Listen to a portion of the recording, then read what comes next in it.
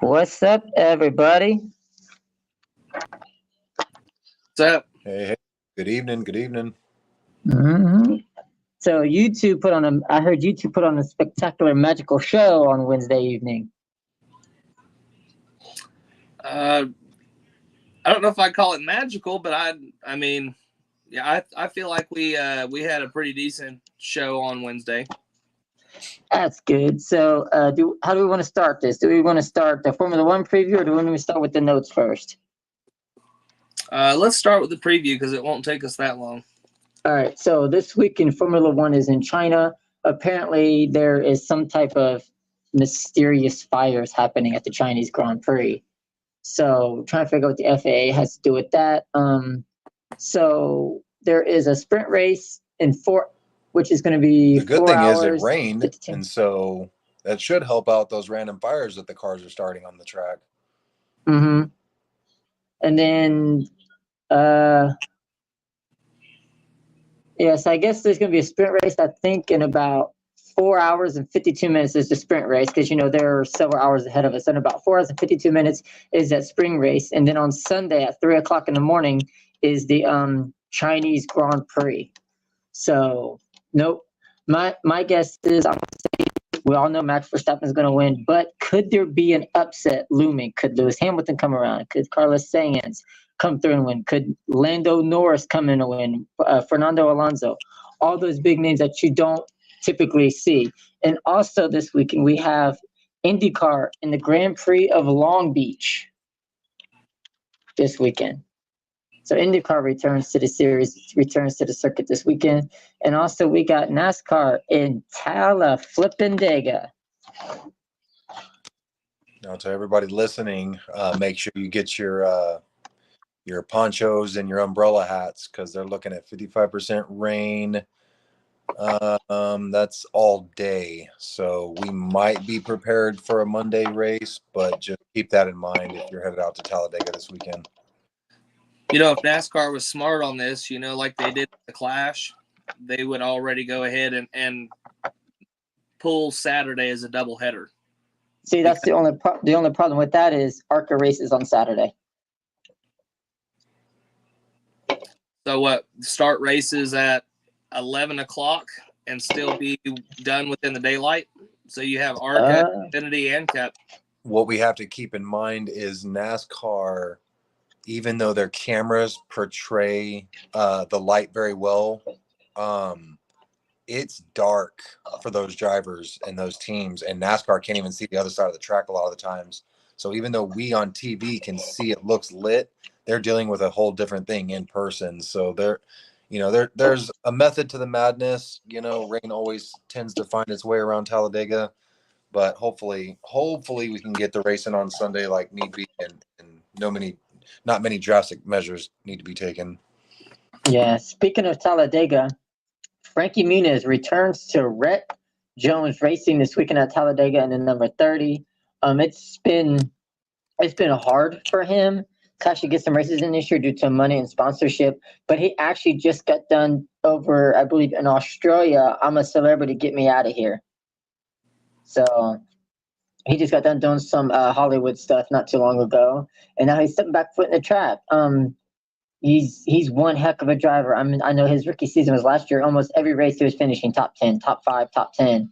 So, and he's really good at the restrictor plates. So, could we see a Frankie Muniz upset tomorrow afternoon, or will we see a Venturini Motorsports win?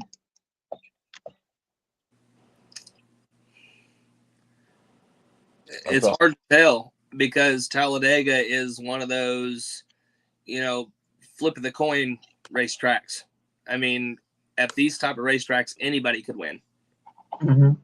So, I mean, if it was a mile and a half or a short track, I could probably, give you a prediction. But with it being Talladega, it's all it is a gamble.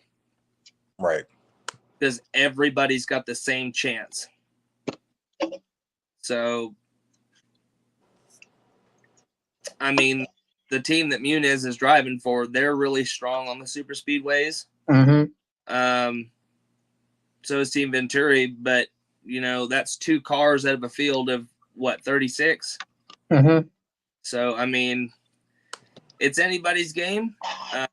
But lucky for them, those 2 teams are strong at the super speedways. Mhm. And that is true. And also, look at my buddy Alex Clubb. He finished top 10 at Daytona because he stayed in the back. I'm sure if Alex stays in the back and avoids all the commotion in the front, he would have a possibility of winning that race and getting his first career win for that team. Yeah. I mean, it just depends. Alex really did a good job at Daytona. Oh, absolutely. There was a couple wrecks back there that he should have been involved in. Mhm. And he did, he's a good wheelman. So I'm always rooting for Alex. Always rooting every time he's out there on the track. And he's one of the nicest guys. He's running for mayor in Morris County, Illinois. So he's running for mayor, and he's a race car driver, and he's a politician. So he's running for mayor of Morris, Illinois, and he also races full time, and is also a full time owner.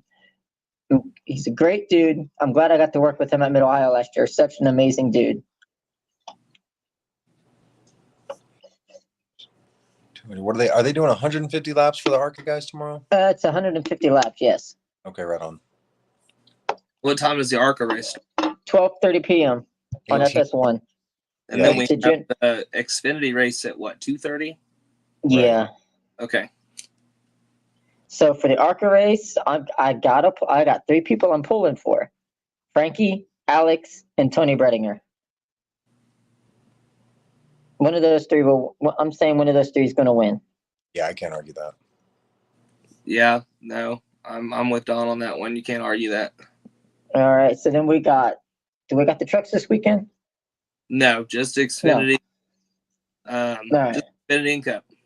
So for the Xfinity, there is no counting out Junior Motorsports whatsoever. Do not count out Junior Motorsports on a restricted plate track.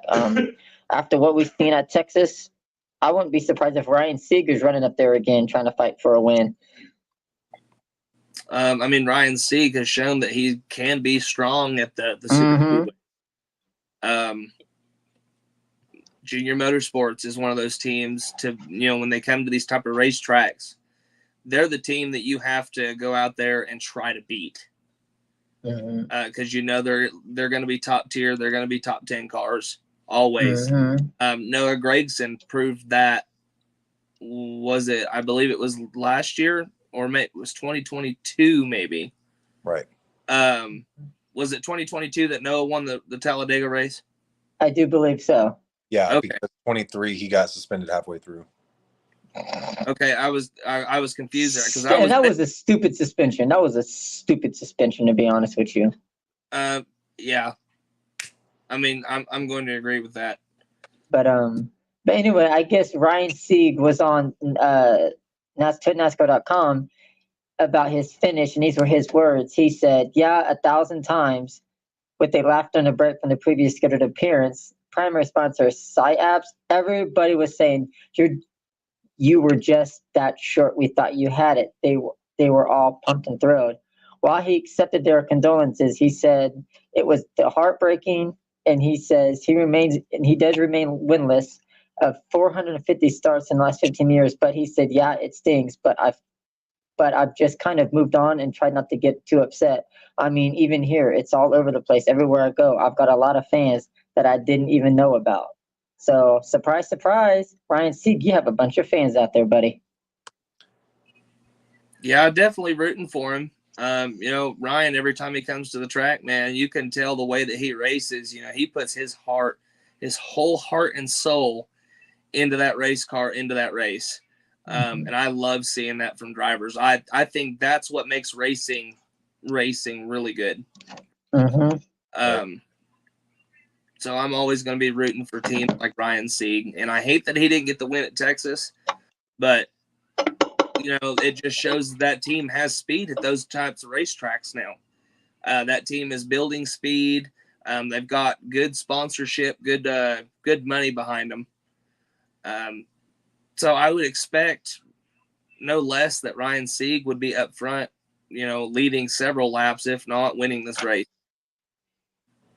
Oh yeah, like it's going to be anybody's race this weekend. I mean, every weekend I keep saying she's going to get that win. She's going to get that win, but she has to stay out of trouble.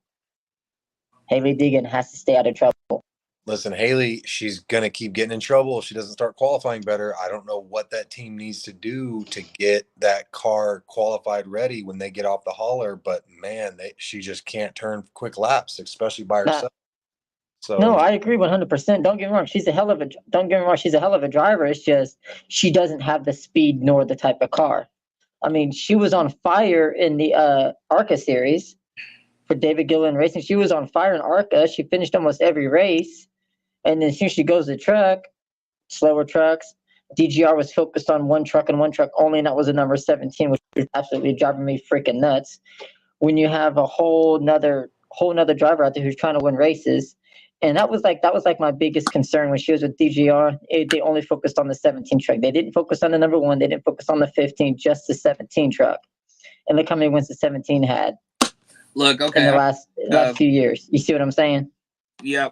I'm probably fixing to hurt some feelings, and I apologize ahead of time. But Hailie Deegan, the way that it's going right now, she's being weeded out to be the next Danica Patrick. Well, unlike Hailie, Danica crashed every race. Hailie doesn't. And Hailie's got more top 10 finishes than Danica Patrick. Hailie's finished a race this season due to wrecks. I mean, and not talking about wrecking, but as a female, it sucks because she is a female. She doesn't get the backing. She doesn't get the support that a male driver would. Well, because honestly, this being a male dominant sport, and I believe that's what happened to Danica. I mean, she's a hell of an IndyCar racer. Came over here, and she won a nationwide race. But no, she didn't. She never won a single NASCAR race. She only won one race in her career, and that was Motegi Japan in the IndyCar series. Okay. So we just proved our point. Like there's just not. I don't think the talent level is quite where it needs to be to keep up with some of these other racers, some of these other teams, and a lot of the backing that a lot of these other teams have. And if that's what it boils down to, then we might not see Hailie in the series much longer, unfortunately. No, I get it, and I mean, hell, when she was in the K&N series, she has 4 wins overall between East and West because those are smaller cars. But I know she's racing with the big boys. So I know it's going to be running. Normally, I get upset, but I'm not getting upset because I've seen what I've saw in the last 4 years since she's been in NASCAR. It's not good. But I continue to support her no matter what happens. So an accurate judgment call, would it be, do you think if she was in an RCR car or one of JGR's Xfinity race cars, that car would actually be at the front of the race competing for a win each week, or would we still be dealing with the same issues that we're dealing with? To answer your question on that, that's 50-50 on that one, buddy. I'm going to say the same thing because I believe Hailie's got the talent level. Like he said, proved it in the ARCA series, but DGR really didn't have – you didn't see the 17 in victory lane at all. It really wasn't a top-tier team in the truck series. That's what kind of sucked because she signed with Ford and then had to sign with a Ford team. I know there was rumors about Kyle Busch Motorsports signing Hailie Deegan, and I believe if that would have happened, she would have had several truck wins. It's like, and that I can agree. It's like she needs proper equipment now. If she would have raced for the same team that she raced for in her Xfinity Series debut, which was RSS Racing, she probably could have had at least 2 or 3 top 5s by now. Oh yeah, because that was a really good team. I'm not saying that she would have rattled off like John Hunter Nemechek did several years ago. You know what I'm saying? But I think she would have still had her issues. But I think she could have rattled off, 1 or 2 wins a year in the Truck Series. Moving to Xfinity Series, I don't think she's got the talent to be able to sign for a top tier team like Penske or anybody like that. But then again, it's on the fence. So then let me ask you fellas this. Clearly Haley's capable of bringing in some of the biggest sponsors, right? She's got Monster on the side of her helmet. She's capable of that. So why do y'all think these bigger teams, knowing the sponsorship attention that she brings, haven't given her a shot? Always being in the back of the pack, not qualifying well. Results. I believe that's why these top tier teams have not looked at her at all, because of results.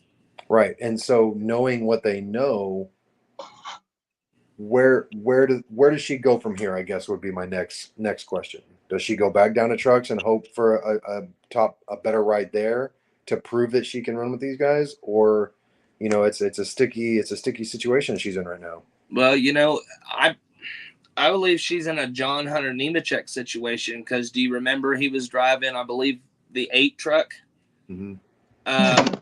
Barely any sponsors, ran with, I think it was McLeod Motorsports or Live Fast or whatever, the BJ McLeod in the Xfinity Series. Right. No sponsorship, and then went and drove the 38 car in the Cup Series and never did anything. Right. Never did anything in all 3 series. I mean, he rattled off, I think, a win in the Truck Series that year in the 8 truck. Yeah. But then Kyle Busch gives him a chance. And then look what happens. So it's like you put her in like a top tier team. Maybe she'll do good. Maybe she won't. But it's just he say or nay say. Anyway, we also have the Cup Series racing at Talladega, which may be run on Monday. I mean, I hate to say it, but I think we're going to see another Hendrick Motorsports win this weekend, possibly. Well, Alex, the question is, will Alex Bowman win to get all 4 Hendrick cars a victory this season? See, we talked about that on Wednesday about, after Chase Elliott getting his win at Texas, it's the focus now at Hendrick Motorsports all on the 48 team. Are we going to see the 48 have speed this weekend? I believe that we're going to have another Chevrolet in victory lane this weekend. If you look at last year's winner, Kyle Busch. Now, it was a win on the technicality due to Bubba Wallace and Ryan Blaney wrecking at the front of the field. But he was there to snap the win. It was a Chevrolet, and he had led several laps. Right. Let's see. Ryan Blaney was the winner of our Talladega race last year.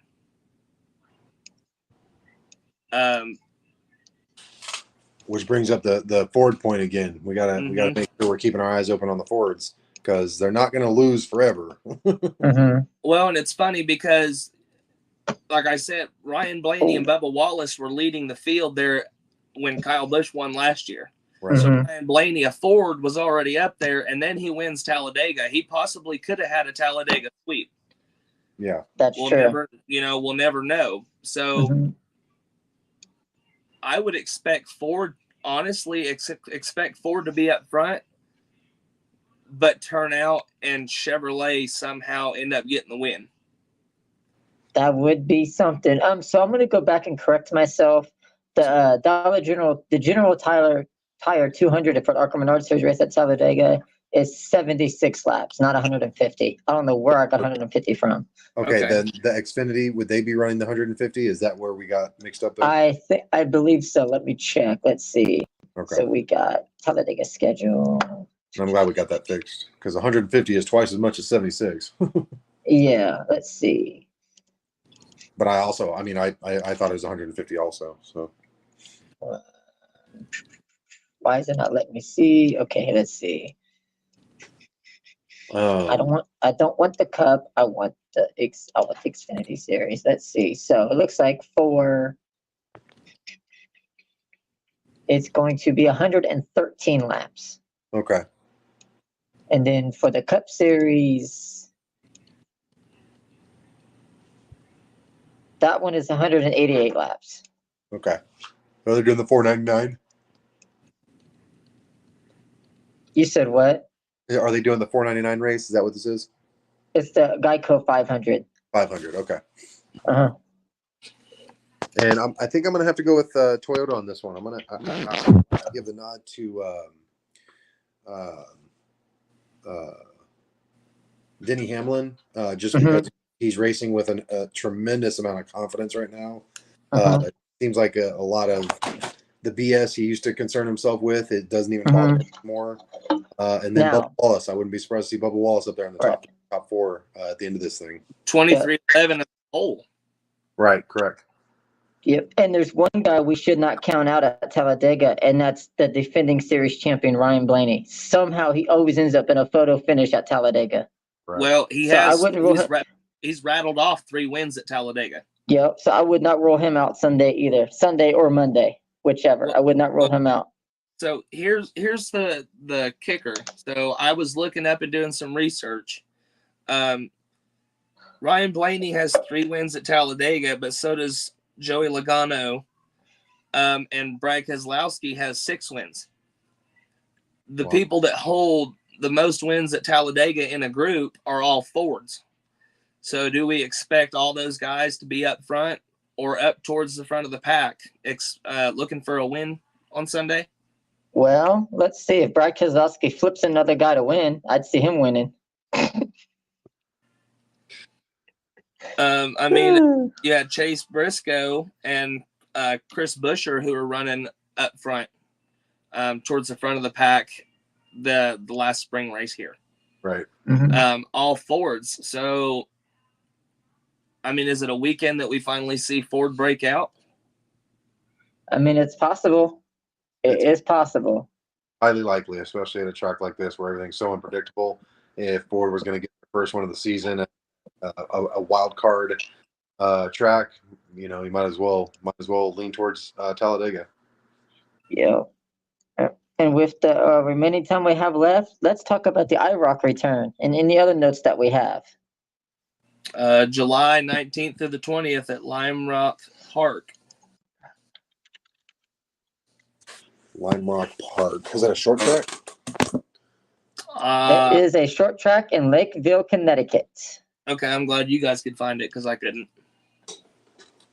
Yeah. Okay. I Googled it.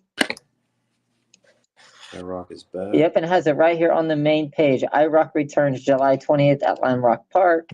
And it looks like if you're in Lime Rock area, if you want more information, you can. IROC has open entry applications for anyone who owns IROC race cars and would like to display or drive them in the event. Those interested in applying can visit www.iroc-racing.com for more information.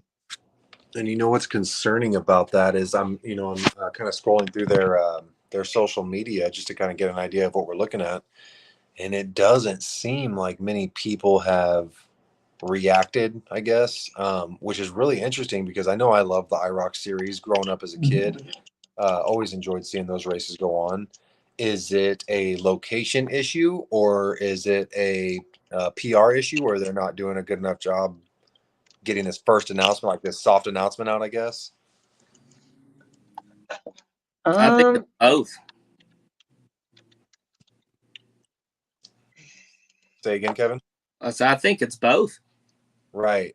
Do you think they come at it a little bit harder once June rolls around and start picking up some steam? Or it just seems odd that nobody really seems to have responded to this kind of news, Yeah. Well, I came upon it on Facebook earlier today. So, I mean, I haven't seen a whole lot about it. And I live practically in a racing community an hour south of Bristol Motor Speedway. Exactly. I'm looking at the numbers. 132,000 people saw the post. Only 828 liked it. Like, those are kind of staggering numbers. Yeah. As far as opposite ends of what it could have been. I That's don't know all. if it has to do with. I don't know if it has to do with Ray Everham being a part of it again, with the whole thing that happened with SRX or what. But I'm kind of excited to see IROC back. Oh, yeah. Same. I'm very excited. I'm really interested in seeing what the cars are going to look like. Are they going to be the SRX cars? Or are they going to come up with a new design? So, Barber Racing School bought the SRX cars. Right. So those cars not be run. It's the old IROC cars dating back from the originals to the last ones that was used in the 2000s. So it's going to be basically could end up being a mixed field of cars, like from the Camaros to the Pontiacs to the Fords to Okay. whatever cars was raced back in the day. I guess that's what Ray Abraham wants. It's kind of like a all-star, something kind of like an all-star type from the originals IROC series, I guess. Right. I'm not Yeah, sure, but I don't know if you guys can see this, but the cars that they used for the background is the old, was it Trans Am or Firebirds? Yeah, I see Trans that. Am's, yep. So Well, I don't know if they're bringing back those cars. That's what they're using to advertise. It looks I like mean, if they are, sweet. yeah, it looks like there's definitely a Chevy in that image they have posted in that IROC. Mm-hmm. But I mean, like you said, it could be all of them. It could be none of them. You know, what even was the SRX car? What were they running? That's a good question. Exactly. Because they didn't look like nothing. Right. So that'll be an interesting thing. We can follow up on, keep everyone updated on what's going on there. Yeah. So it looks like that the cars that they could be using is from the cars that was used between 1973 and 2006. So we might see a little bit of a mixture. Okay. So Okay. that That'll would be be very interesting. So, and I keep seeing the cars pictured in 2004, which is the old cars that they ran prior to closure, but it could be very interesting to see all different types of cars and of the different cars from 73 to 2006. That would be pretty cool. Putting them on Lime Rock for those 2 days, that'd be pretty sweet. But the question is, will it be televised? I hope so. These smaller races, I don't think they'll end up being televised. What they usually If it- do, Flow Network, or what is the Flow Racing or Low something? racing, Mhm, Right. That's what we usually end up on. mhm. probably until But, they make it big like SRX. Right. Yeah.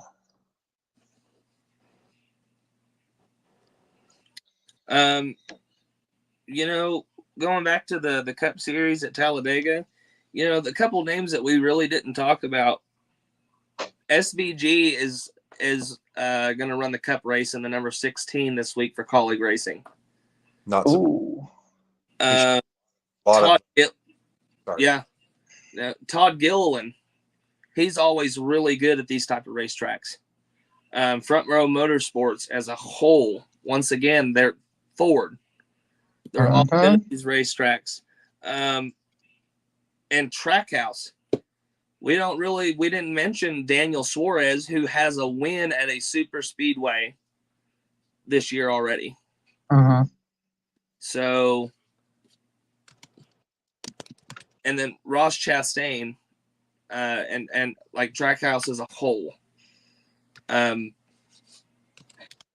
mean, I guess we'll have to see, and you know, what qualifying presents and you know what practice presents, so we might be able to get a better picture. But we know none of that's going to matter come race time. Yeah, that's true. But I'm ready for a great weekend of action. A great week, great race weekend. IndyCar, Formula One, Supercross, NASCAR at Talladega, ARCA back at Talladega. Gentlemen, it's going to be a fun week next week. It will be normal as is, or normal 3 days next week. Yeah, I just had something going on Wednesday, so I wasn't able to do it. But anytime, Kevin, if y'all two just want to run the show, just let me know, and I'll be like, here, y'all can hand over the reins. I'll just give y'all just take a hold and just have some fun with it. Right on. Yeah. But I will upload this in about an hour to Spotify. Sounds good, fellas. Y'all be safe. Happy race. You too.